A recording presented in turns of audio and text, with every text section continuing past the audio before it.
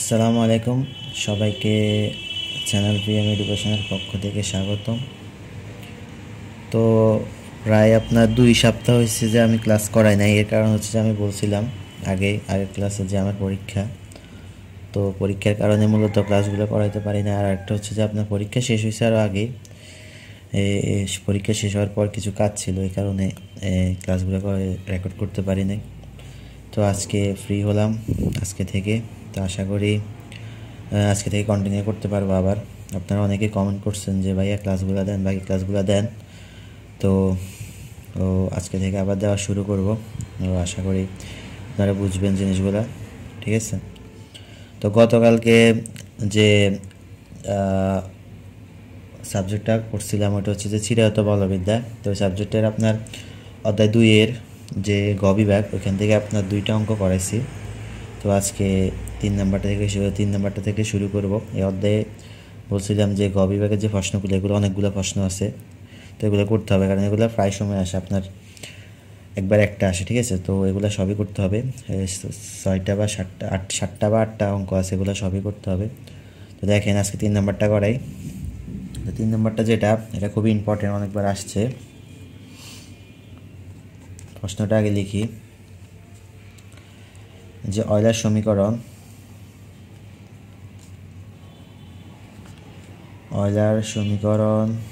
দেখা যায়।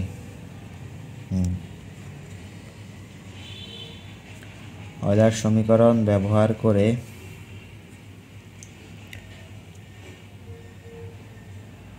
পাই দুটি বিন্দুর মধ্যে ন্যূনতম দূরত্ব হচ্ছে একটি সরল রেখা। দেখেন এটা কবার আসছে আপনার 2013, তারপরে হচ্ছে 15, 17, 18, 19, 21। তাহলে বুঝতে পারছেন যে এটা খুবই ইম্পর্টেন্ট একটা প্রশ্ন। এটাকে আমি স্টার দিয়ে দিই 3টা। তাহলে দেখেন প্রশ্নটা কিন্তু গুরুত্বপূর্ণ, কিন্তু প্রশ্নটা ওরকম কঠিন না, সহজ আছে। জাস্ট আপনারা দেখেন কি বলছে, এখানে বলছে যে অয়লার সমীকরণ ব্যবহার করে, তার মানে বোঝা যাচ্ছে যে এখানে কি করতে হবে, অয়লার সমীকরণ আনতে হবে। অয়লার সমীকরণের মাধ্যমে আমরা কি করব, এই 2টা বিন্দু নিব, ওই 2টা বিন্দুর মধ্যে যে ন্যূনতম দূরত্বটা, সেটা একটা সরলরেখা। অর্থাৎ আমরা এটা বোঝা যাচ্ছে যে অয়লার সমীকরণ থেকে আমরা এমন একটা সমীকরণ বের করব যেটা কি হয়, সরলরেখার সমীকরণ হয়। সরলরেখার সমীকরণ আমরা জানি কি, y = mx + c, ঠিক আছে। তাহলে এরকম একটা সমীকরণ যদি আমরা বের করতে পারি অয়লার সমীকরণ থেকে, তাহলে অঙ্কটা আমাদের শেষ, ঠিক আছে। দেখেন এটা কীভাবে করবেন। ফার্স্ট হচ্ছে আপনার এই অঙ্কগুলোর ক্ষেত্রে চিত্র রাখতে হয়। দেখেন চিত্রটা হচ্ছে যে আমি যদি কী করি, একটা এক্স ও ওয়াই অক্ষ নিই, এক্স এবং ওয়াই অক্ষ, এটা এক্স অক্ষ, এটা কি ওয়াই অক্ষ। এই এক্স ও ওয়াই অক্ষের মধ্যে যদি আমরা একটা বক্ররেখা আঁকি, ধরেন এটা একটা বক্ররেখা, ঠিক আছে, এরকম একটা কি বক্ররেখা। এই বক্ররেখাটা যদি আমি ধরেন এ থেকে বি পর্যন্ত আঁকলাম, ধরলাম এটা হচ্ছে এ আর এটা হচ্ছে কি বি, ঠিক আছে, এতটুকু বক্ররেখা। তো এতটুকু বক্ররেখার মধ্যে আমি যদি একটা ক্ষুদ্র অংশ ডিএস পরিমাণ নিই, কারণ আমরা জানি যে যদি কোনো একটা কি, আমরা এটা বারবার বলছিলাম যে এই অঙ্কগুলোর ক্ষেত্রে, যে আমি তো সবগুলা মানে পুরোটা দৈর্ঘ্যের তো আমি কি করতে পারবো না, ক্ষেত্রফল বের করতে পারবো না। এই কারণে আমরা এইসব অঙ্কের ক্ষেত্রে আমরা কি করি, একটা ক্ষুদ্র অংশ ধরে নিই, ঠিক আছে।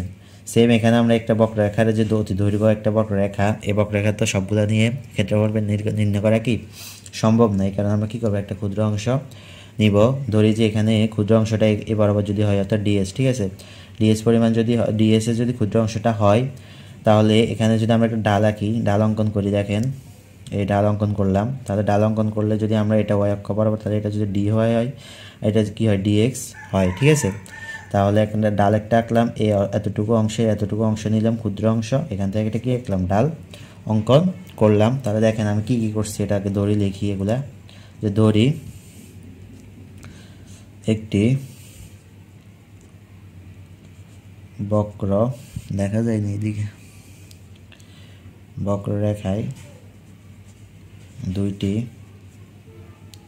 বিন্দু এ ও বি। আসলে ক্লাসগুলো করতে অনেক সময় লাগে। একটা হচ্ছে আপনার ক্লাসগুলো করা লাগে, এগুলো আবার একটু এডিট করা লাগে। আবার ছাড়া লাগে, তো একটু সময়ের কারণে আমি এই কদিন করতে পারি নাই। আপনারা অনেকেই কমেন্ট করছেন যে ভাই ক্লাসগুলো, বাকি ক্লাসগুলো দেন, রেগুলার ক্লাস দেন, তো দুঃখিত আমি দিতে পারি নাই। আজকে থেকে আশা করতেছি যে ইনশাল্লাহ দিব।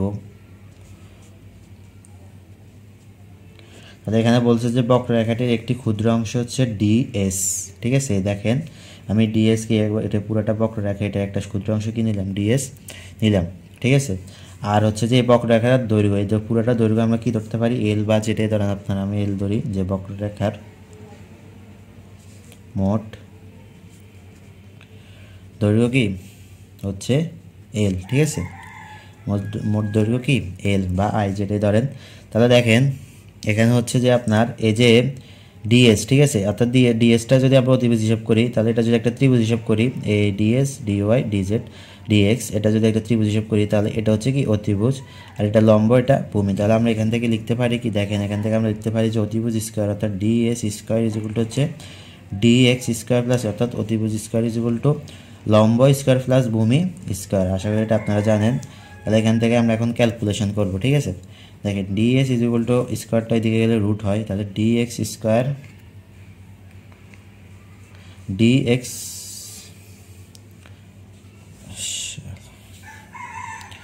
ডিএক্স স্কোয়ার প্লাস কি ডিওয়াই স্কোয়ার, ঠিক আছে। আর এখানে এটার উপর কি হবে, একটা রুট হবে।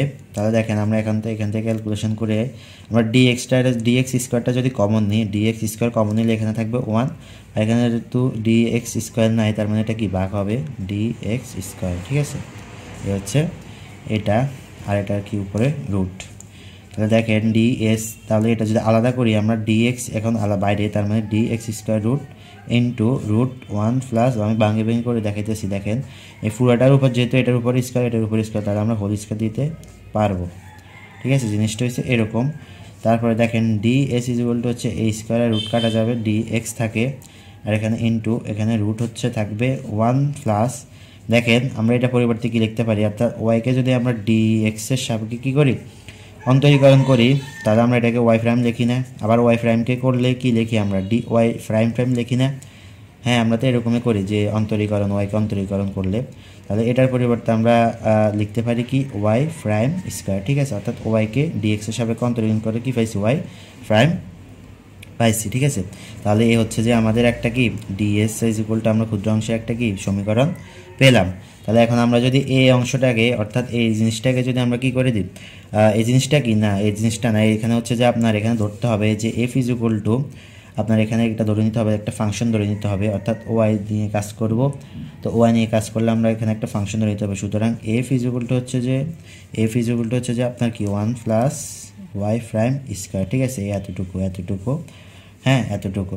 তাহলে এতটুকুকে যদি আমরা এখন কি করি, এখন যেহেতু এখানে এই অঙ্কগুলোর ক্ষেত্রে কি করতে হয়, ইন্টিগ্রেশন, অর্থাৎ একটা সীমার মধ্যে কি করতে হয়, এগুলোকে ইন্টিগ্রেশন করতে হয়। তো আমরা এখানে ধরে নিলাম যে, বলছিলাম যে এ থেকে বি পর্যন্ত এই বক্ররেখাটার দৈর্ঘ্য, ঠিক আছে। তার মানে এখন সীমাটা যদি আমরা এ থেকে বি পর্যন্ত নিয়ে যদি এটাকে কি করি, এফটাকে যদি আমরা ইন্টিগ্রেশন করি, তাহলে আমরা এখান থেকে কি পেয়ে যাবো, অঙ্কটা অ্যান্সার পেয়ে যাবো, ঠিক আছে। তাহলে সুতরাং দেখেন লিখি, বক্র, এগুলো আগে বোঝানো শেষ যে কীভাবে কী করতে হয়, এগুলা পারবেন। এ থেকে বি এর মধ্যে ফিজিক্স ডিপার্টমেন্টের অঙ্ক এগুলাই সব জায়গায় ইন্টিগ্রেশন করা লাগে, মধ্যে ব্যবকলন করে পাই, ঠিক আছে। তার মানে হচ্ছে এ থেকে বি, তার মানে এটা হচ্ছে লোয়ার আর বিটা কি আপার। তাহলে দেখেন পুরোটার উপরে করে পাই, তাহলে আই ইজ ইকুয়াল টু আমরা পাবো, আই না সরি এখানে কি ধরছি আমি, এল, তাহলে এল ইজ ইকুয়াল টু আমরা পাবো ইন্টিগ্রেশন অফ বি আর হচ্ছে কি এ, ঠিক আছে। বি আর এ আমরা এখানে বের করতেছি, দেখেন প্রশ্নে আছে যে ন্যূনতম দূরত্ব, তবে ন্যূনতম দূরত্ব, ঠিক আছে। তাহলে এই পুরোটা দূরত্বটা, এই দূরত্বটা বের করতে হলে আমরা ধরে নিয়েছি যে মোট দৈর্ঘ্য কি এল, এই পুরোটা কি দৈর্ঘ্য এল। এখন পুরোটার দৈর্ঘ্যতে আমরা কি অংশ মানে পুরো অংশ নিয়ে তো আমরা কি করতে পারবো না, এখানে এগুলা বের করতে পারবো অনেক সময় লাগবে, ঠিক আছে। তো এই কারণে আমরা একটা ক্ষুদ্র অংশ ধরে নিই, নেওয়ার পর ওইটাকে আমরা এই পুরোটা এই যে লিমিটটা দেওয়া আছে কতটুকু দেওয়া আছে, এখানে যদি আমি 1 দিতাম এবং 2 দিতাম তাহলে এখানে হয়তো কি 1 এবং 2, ঠিক আছে। আপনারা চাইলে এখানে 1 এবং 2 দিতে পারবেন, আপনারা চাইলে এখানে এক্স ওয়াই দিতে পারবেন, যেটাই দেন, ঠিক আছে। তো এগুলোর সাপেক্ষে আমরা যদি ইন্টিগ্রেশন করে দিই তাহলে আমরা এতটুকুর অংশের ইন্টিগ্রেশন এতটুকুর সাপেক্ষে করে দিলে আমরা কি পেয়ে যাই, পুরোটার দৈর্ঘ্য বা ক্ষেত্রফল যদি হিসাব করেন একটা দৈর্ঘ্য যদি আমরা বৃত্তে যদি আমরা ক্ষেত্রফল হিসাব করি তখন আমরা কী করি, একটা ক্ষুদ্র অংশ নিই, ঠিক আছে। তো সেম সবগুলো একই কাজ। তাহলে এখন এখানে আমরা কি করব, আমরা এখন এখানে এফ ডিএস, ঠিক আছে, এফ ডিএক্স। আচ্ছা এখন আমরা এখানে এফ এর মান, আচ্ছা এফ এটা, আর হচ্ছে এখানে কি মানে এখানে ডিএসটা লিখবো আর কি, ডিএসটা লিখি। দেখেন ডিএস এর মান আমরা পাইছি পুরোটা, তাহলে L is equal to integration of B A, আর এখানে ডিএস এর মান পাইছি ডিএক্স পুরোটা লিখি। দেখেন DS DX root over of 1 plus Y prime square, ঠিক আছে, ওয়াই প্রাইম স্কোয়ার। তাহলে এটা হচ্ছে এফ, তাহলে এফ এটা পাই গেছি কি এফ এর মান। তো দেখেন এটা এখানে লিখবো না, এটা লিখবে এখানে আর কি। সুতরাং এফ ইজ ইকুয়াল টু হচ্ছে কি root over of 1 plus Y prime square. এখন বুঝেন নোটে আছে, নোটে সুন্দর করে লেখা আছে, সমস্যা নেই। পরবর্তী দেখেন, পরবর্তীতে আমরা এখন এখানে এফ এর মান পেয়েছি। তো অয়লারের যে সমীকরণটা, অয়লারের সমীকরণটা আমি এখন লিখব। দেখেন কতে ছিল না অয়লারের সমীকরণের কারণে পড়াই নাই। তো অয়লারের সমীকরণটা দেখেন এখান থেকে বুঝে নেন, তাহলে আপনার কতে আসলে দিতে পারবেন। অয়লারের সমীকরণ থেকে আমরা লিখতে পারি যে ডি বাই ডিটি হচ্ছে যে ডিএফ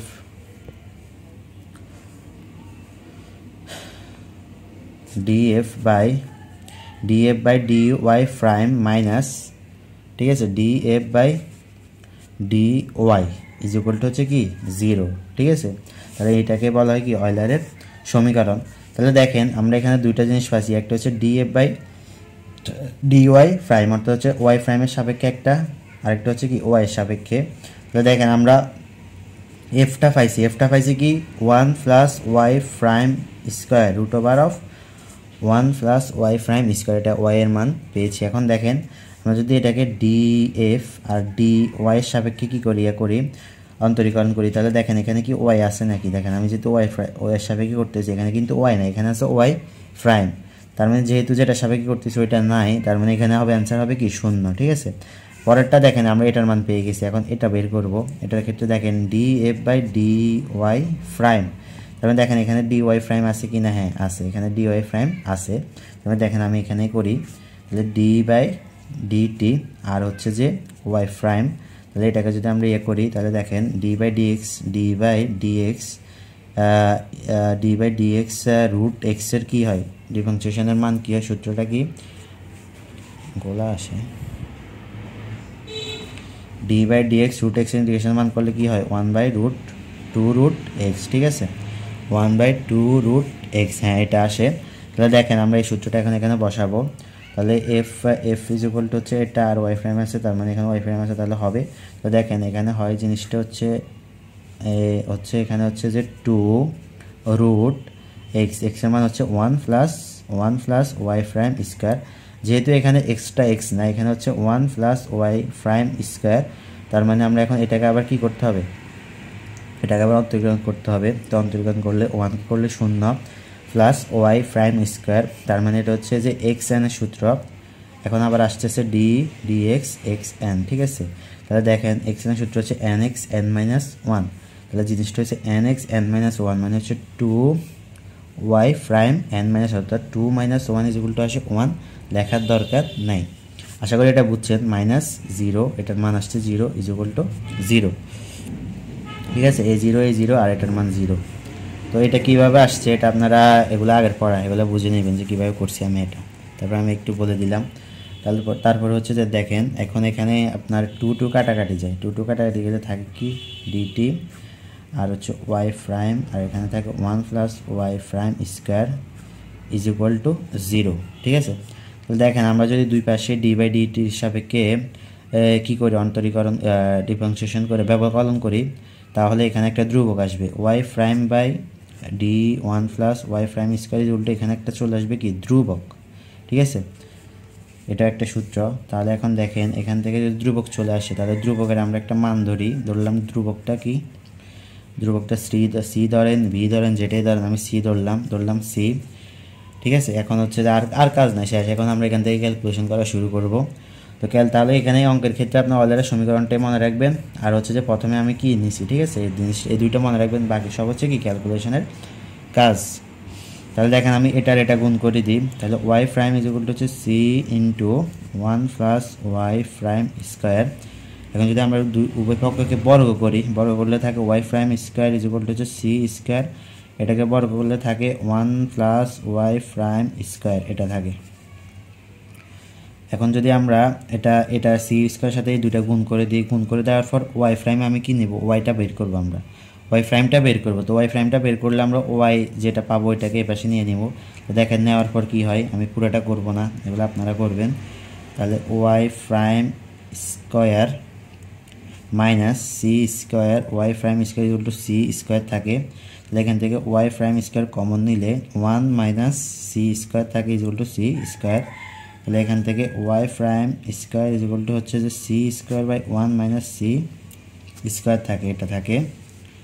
তাহলে এটা যদি স্কোয়ার আছে তাহলে এটা যদি রুট করি ওই পাশে, তাহলে জিনিসটা হচ্ছে Y prime is equal to plus minus root C স্কোয়ারকে রুট করলে থাকে শুধু সি, আর এটা উপরে থাকে কি 1 মাইনাস সি স্কোয়ার রুট, ঠিক আছে, এই জিনিসটা থাকে। তাহলে দেখেন তো গাইডে দেওয়া আছে যে এই জিনিসটা সমান সমান তারা আবার কি ধরছে, ধ্রুবক ধরছে, ঠিক আছে, c by root over of 1 minus c square এগুলো তারা কি ধরে নিচ্ছে, ধ্রুবক ধরে নিচ্ছে।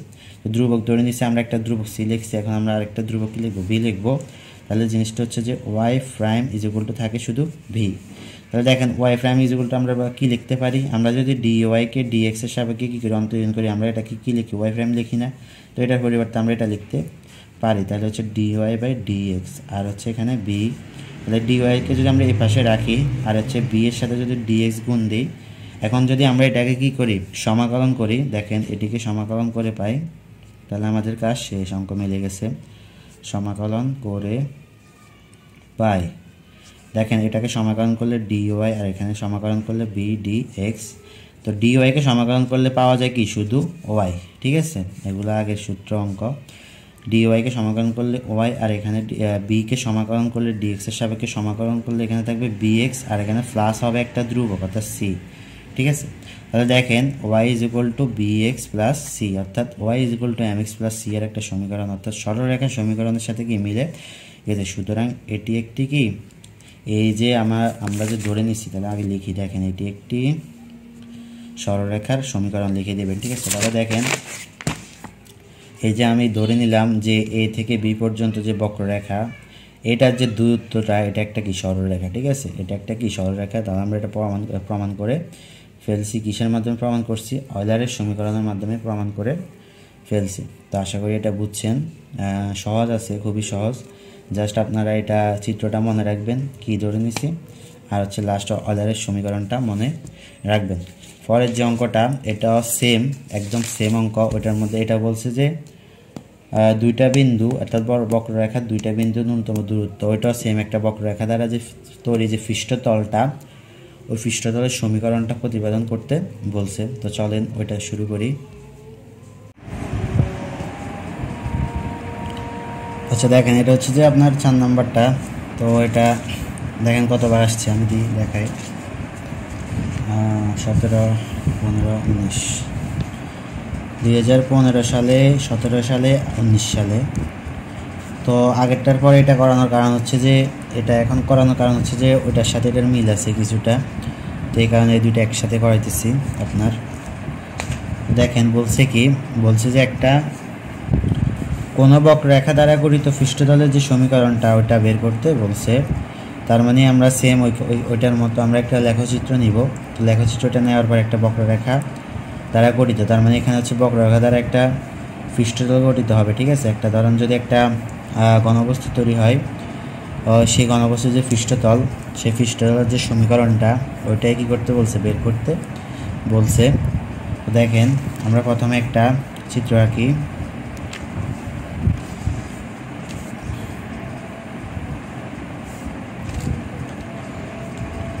আচ্ছা চিত্র দেখেন এক্স আর ওয়াই অক্ষ বরাবর, এক্স অক্ষ আর ওয়াই অক্ষ বরাবর আমরা যে বক্ররেখাটা দ্বারা যে গঠিত যে পৃষ্ঠতলটা ওইটা আগে ফেলাই।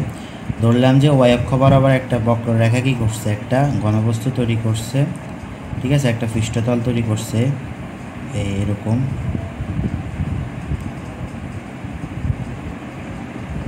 হ্যাঁ এরকম একটা তল ঘনবস্তু, এটা তল ধরলাম এরকম। আচ্ছা তাহলে দেখেন আমি কি কি লিখলাম, ধরি যে এক্স ওয়াই সমতলে অর্থাৎ এক্স ওয়াই এবং ওয়াই এর তল সমান, যে সমতলে অবস্থিত একটি বক্ররেখা যা ওয়াই অক্ষের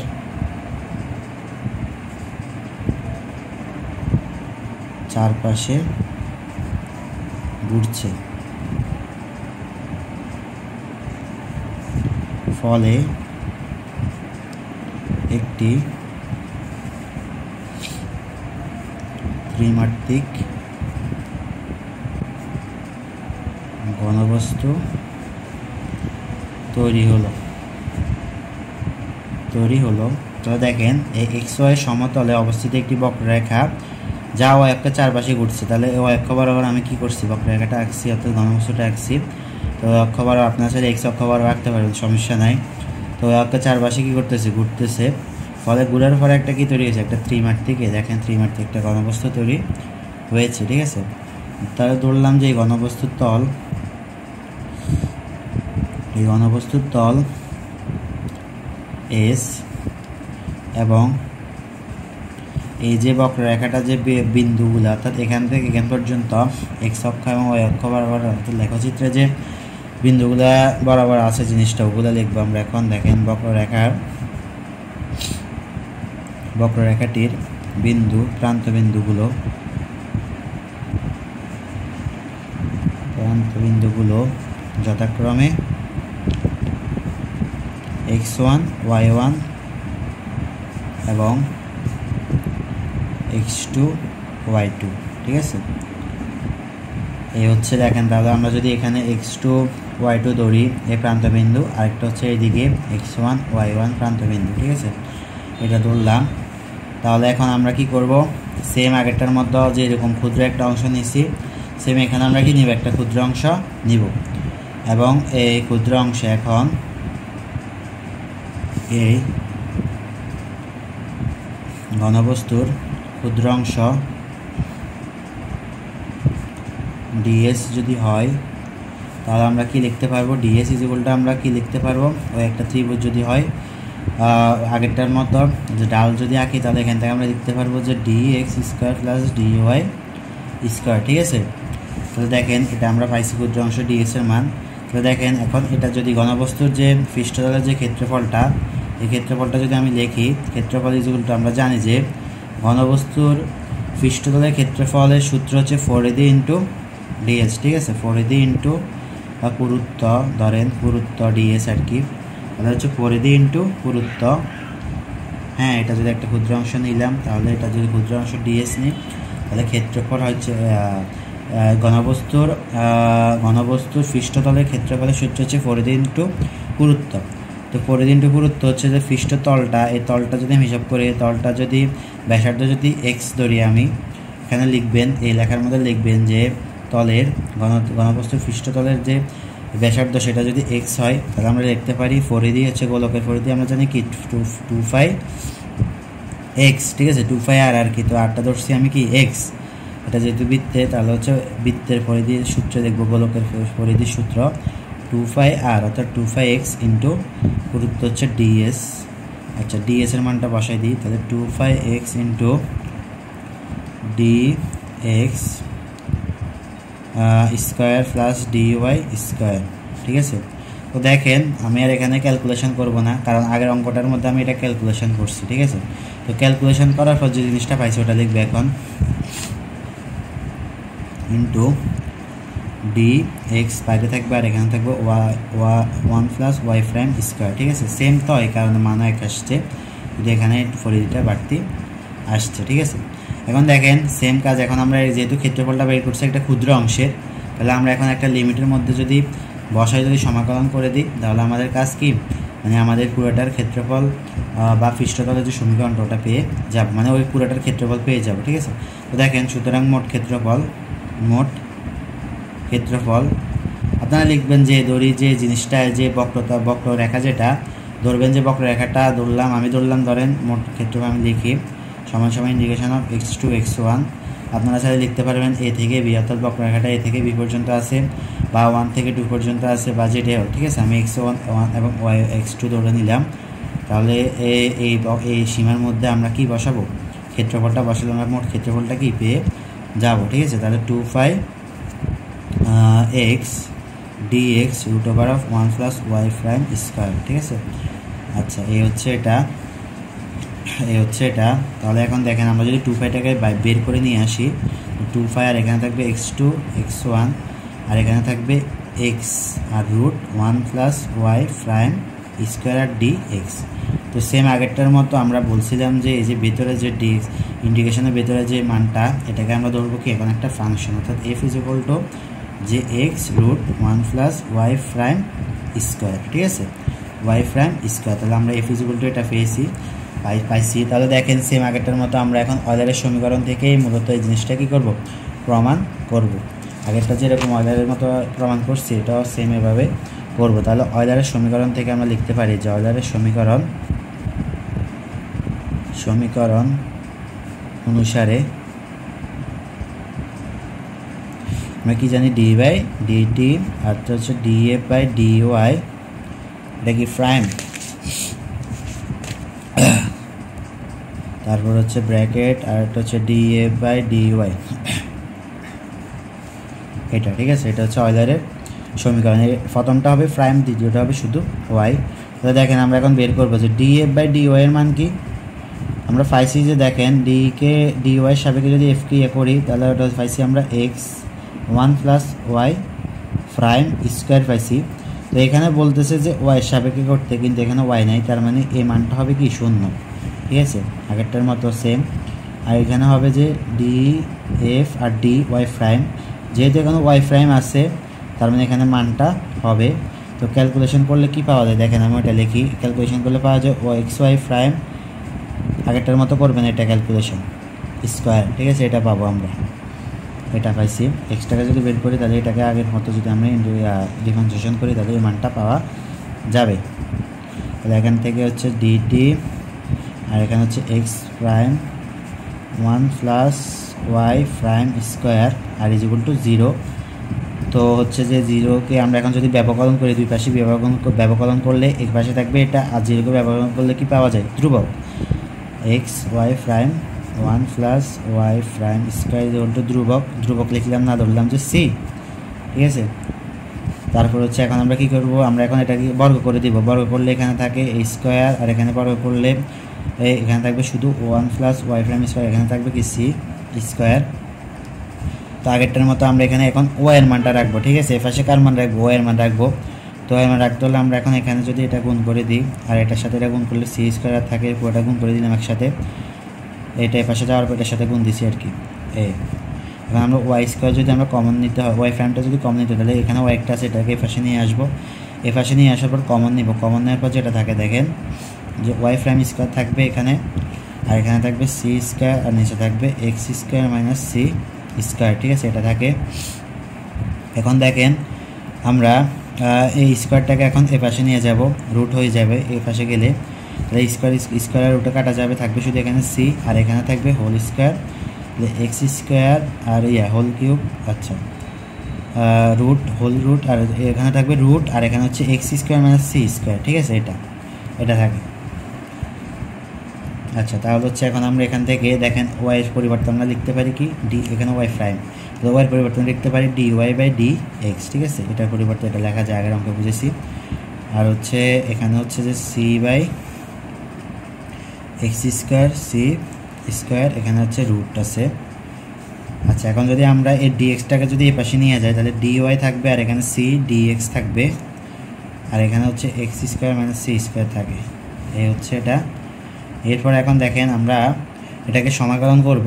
তো সমাকলন করলে হ্যাঁ সমাকলন করলে এটা dy সমাকলন করলে থাকে শুধু y, আর এখানে c dx, ঠিক আছে। সিটাকে যদি বের করে নিই, এই পুরোটা যদি সমাকলন করি তাহলে এখানে জিনিসটা থাকবে এরকম, দেখেন c সমাকলন dx আর হচ্ছে x square minus c square, আর এখানে প্লাস b থাকবে, কারণ c dx কে সমাকলন করলে আমরা কি জানি c dx প্লাস b হয়, ঠিক আছে।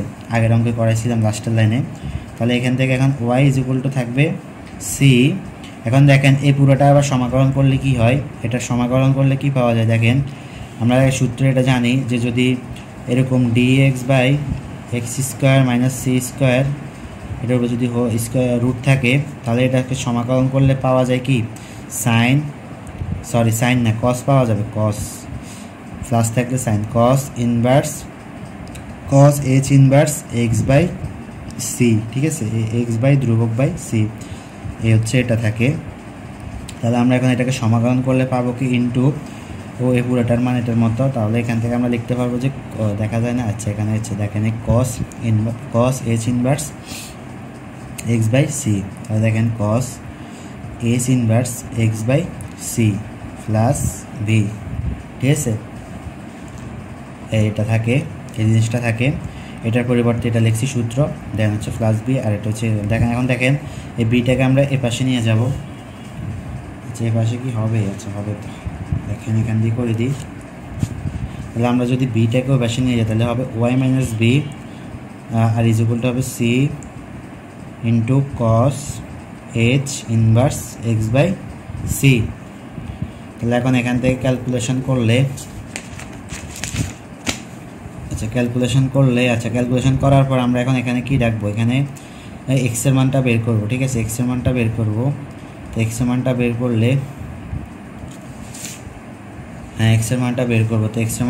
করলে এখানে দেখেন ওয়াই বি, তাহলে হচ্ছে এক্স আর সিটাকে যদি এক্স বাই সিটা বের করব, তাহলে এক্স বাই সিটা যদি এই পাশে রাখি, তাহলে কসটা যেহেতু এখানে ইনভার্স আছে ওইদিকে গেলে কস এইচ হয়ে যাবে, হ্যাঁ তাহলে কস এইচ, আর এখানে থাকবে, এখানে আছে ওয়াই মাইনাস বি, আর এখানে যে কি আছে, এখানে যে সিটা আছে, আচ্ছা এখানে সি কি লিখছি, এ লিখছি কেন, এখানে হবে এক্স বাই সি, আর এখানে যে সিটা আছে এই সিটা এখানে ভাগ হবে, হ্যাঁ ঠিক আছে, এবার ঠিক আছে, আশা করি বুঝছেন। এটা এ পাশে নিচে আর কস ইনভার্স এ পাশে হয়ে গেছে এখন কস এইচ, আর এখানে এটাকে যদি আমি এ পাশে আগের বার ভাগ করে দিই তাহলে সিটা কিন্তু ওয়াই মাইনাস বি এর নিচে থাকে, এর নিচে, আর এটা এ পাশে চলে আসছে ইনভার্স চলে, ঠিক আছে, আশা করি বুঝছেন। এক লাইনে করে দিচ্ছি, এখানে একটু জটিল মনে হয়েছে। তাহলে এটাই হচ্ছে কি ইহাই নির্ণয় সমীকরণ, ঠিক আছে। তো এটা হচ্ছে এটার অ্যান্সার। আশা করি যে আজকে যে আজকে আর করাবো না, এই দুটো অঙ্ক করেছি, কালকে আবার করাবো, সমস্যা নেই। আপনার অনেকে বলছে যে আপনার ওই তড়িৎ বিদ্যুৎ চুম্বকত্বের যে 4টা অধ্যায় শেষ করছি, তো পরবর্তী অধ্যায় ক্লাস দিতে বলছে অনেকে ধারক, পরবর্তী অধ্যায়টা হচ্ছে যে ধারক, তো ধারকের ক্লাসটা দিতে বলছে। তো দেখি, আমি চাইছিলাম যে এই অধ্যায়টা আগে শেষ করবো, অধ্যায় শেষ করার পর ধারক ধরবো। তো দেখি অধ্যায়টা শেষ করবো, আর 2-3 ক্লাসে এটা শেষ করে দিয়ে দেন আমি ধারকের যে ক্লাসগুলো দিব, ঠিক আছে। তো আশা করি এগুলো বুঝছেন, সব কিছুই বুঝছেন। যদি না বুঝেন তাহলে কমেন্ট করে জানাবেন যেটা বুঝি না, ঠিক আছে। এখন দেখেন আমি নোট দিব, নোটটা আপনারা স্ক্রিনশট করে নিন।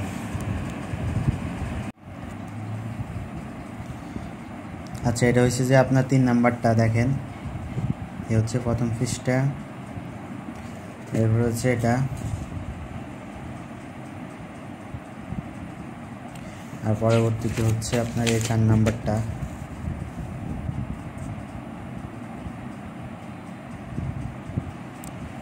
আর হচ্ছে এখানে,